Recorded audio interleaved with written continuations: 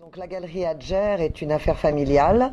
qui a été créée en 1967 par mon grand-père qui était déjà marchand de tapis et qui a ouvert cette galerie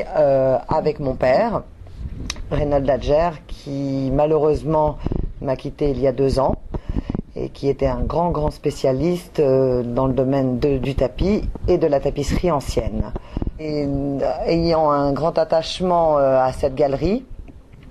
je me suis vue comme une évidence de continuer et de reprendre les rênes de cette affaire parce que d'abord je sais que et professionnellement et sentimentalement mon père tenait énormément à cette galerie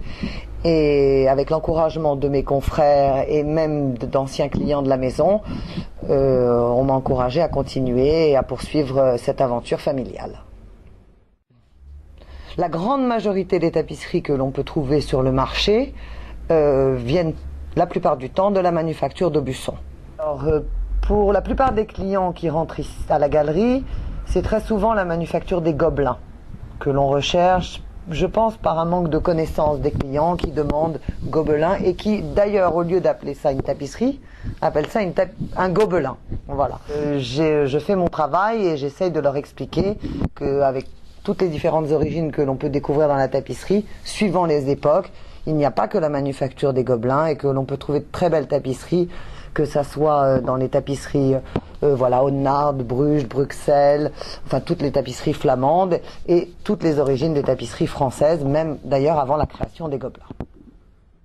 Dans le contexte de crise actuelle, je ressens une bonne reprise depuis la rentrée